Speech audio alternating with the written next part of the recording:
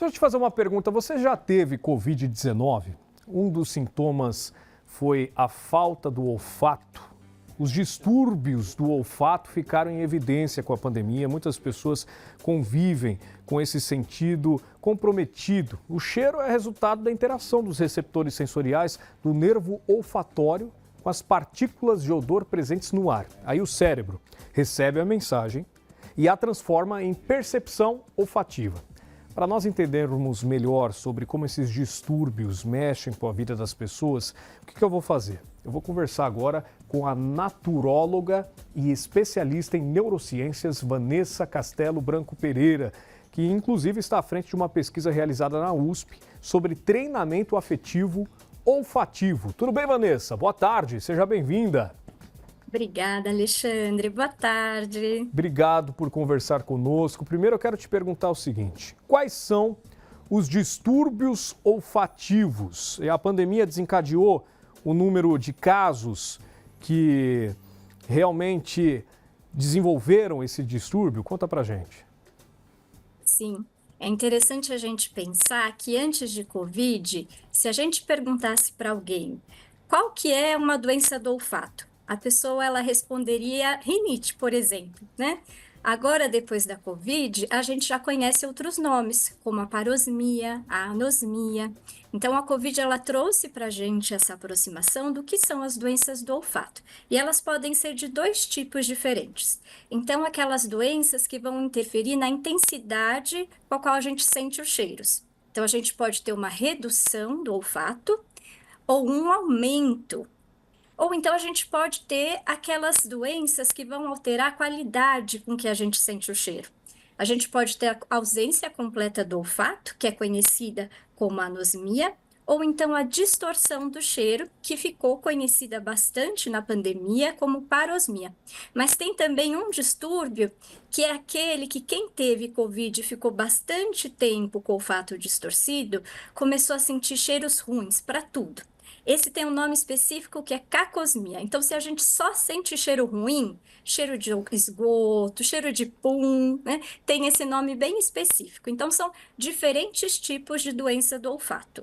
Esse quadro é reversível, Vanessa? Essa é uma pergunta que todo mundo quer saber. Então, os cientistas, os médicos e principalmente quem ficou com a doença. A gente tem uma prevalência muito grande de pessoas que recuperam espontaneamente o olfato, principalmente se a gente focar só na questão da Covid. Então, a gente vai ter ali, olha, 40, 50% de recuperação espontânea. Pode acontecer. Pode acontecer uma recuperação onde a gente tem 80% do olfato de volta.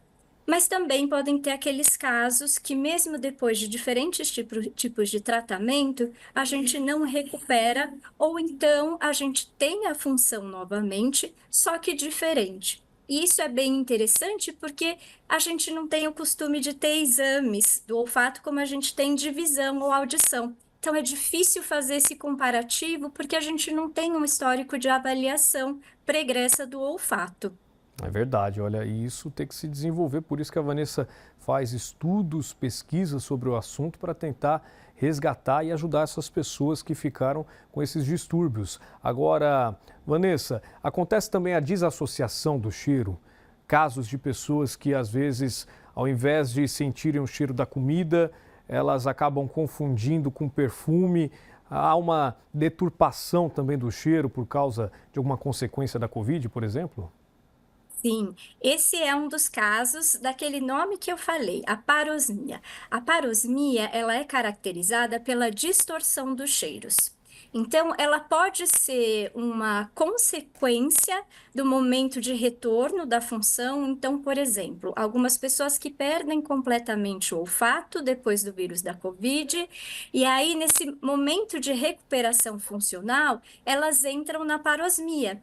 Vamos imaginar que os nossos neurônios, eles estão um pouco bagunçados, eles ainda não se regeneraram muito bem, e aí a gente tem essa distorção. É mais ou menos, né, o Lé com Cré, não funciona muito bem. Mas esse pode ser também um caso que vai durar mais tempo. Então, com relação à COVID, é muito comum, pode ser uma questão da evolução do quadro, né, ou pode ser a doença em si que a pessoa desenvolveu. O que os pesquisadores descobriram até agora? O vírus, o coronavírus, ele danifica esses neurônios responsáveis pelo sentido, que fazem essa comunicação com o cérebro? Existem várias variantes, né? Existem muitas variantes do vírus de Covid, e se a gente pegar as variantes passadas, aquelas do momento da pandemia, elas tinham uma afinidade muito grande com células que estão aqui nessa região, que é chamada de epitélio olfativo, e não necessariamente os receptores olfativos em si, ou seja, essas células nervosas. Elas estão relacionadas com uma afinidade às células que dão suporte a esses neurônios. Então, o que os pesquisadores conseguiram observar é que existem proteínas no vírus que vão ter afinidade com proteínas dessas células e vão infectar células de suporte aos neurônios receptores olfativos. E por conta disso, elas levam a uma morte precipitada desses neurônios. Então, os neurônios que ficam aqui nesse epitélio, eles se regeneram naturalmente ao longo da nossa vida até o envelhecimento. Tem um declínio na época do envelhecimento, mas até então, a cada 4 ou 8 semanas, existe uma reposição natural desses neurônios. Com essa infecção dos vírus, né, de Covid, o que acontece? Antecipa essa morte e aí atrasa a regeneração. Então, a chegada de novas células que vão se transformar em novos neurônios. Quanto mais tempo essa inflamação, essa infecção, mais tempo vai demorar, né, essa recuperação natural do olfato. Olha, excelente explicação, viu? Eu com certeza esclareceu muito as dúvidas das pessoas que foram acometidas por esse mal. Agora, existe um treinamento afetivo, olfativo, que é utilizado na pesquisa. Eu queria que você comentasse como ele ajuda essa pessoa a desenvolver novamente o olfato para que ela volte a ter uma tranquilidade no dia a dia, porque afeta demais, inclusive, o psicológico das pessoas, né, quando existe esse problema. Muito, Alexandre. A gente tem uma taxa ali que ela é muito variável, entre 40% a 70% das pessoas que têm distúrbios do olfato pode desenvolver depressão secundária à perda do olfato. Então, imagina, é uma taxa muito grande e afeta em diversos níveis a saúde das pessoas. Em 2009, um professor alemão, Thomas Hummel, desenvolveu o que é conhecido como treinamento olfativo. Então, é nada mais, nada menos do que a gente fazer a exposição, então sentir cheiros ao longo do dia, só que numa forma organizada. Então, de 2009 para cá, a gente já foi observando esse tratamento e foi modificando. Quando eu realizei a pesquisa no Instituto de Psicologia da USP, a gente partiu da hipótese que os próprios pacientes traziam. Então, eles tinham dificuldade de se engajar no tratamento, eles às vezes não conheciam os cheiros que eles estavam usando no tratamento e eles queriam mesmo se lembrar daqueles aromas que eram afetivos. Então, a gente usou a hipótese da neuroplasticidade, então pegar neurônios que estavam mais fortes em áreas ali que tinham mais força, né, no nosso sistema nervoso e tentar modular essa recuperação. Para isso, a gente selecionava odorantes que tinham uma memória afetiva olfativa.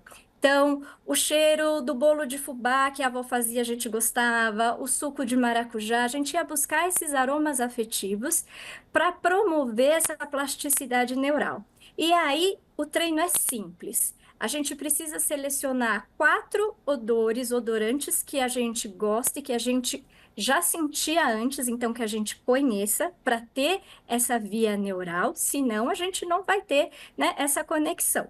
Selecionar 4 odores e de 2 a 4 vezes por dia, a gente vai se aproximar desse potinho. Então, imagina que essa caneca é um potinho de odorante. Eu vou levar ali à frente do meu nariz, as 2 narinas ao mesmo tempo, e vou ficar de 10 a 20 segundos de olho fechado, sentindo aquele aroma e recuperando aquelas memórias que eu tinha. Então, é um treino cognitivo também, que eu vou recuperar imagens, representações, memórias, porque tudo isso é um processo que a gente chama de top-down, onde essas áreas aqui, né, mais centrais do sistema nervoso, vão modular essa via até chegar às áreas mais de recepção do estímulo. E aí a gente vai ter as duas forças atuando, essa periférica, que é do nariz para dentro, e aquela central, né, que é lá do sistema nervoso central para baixo.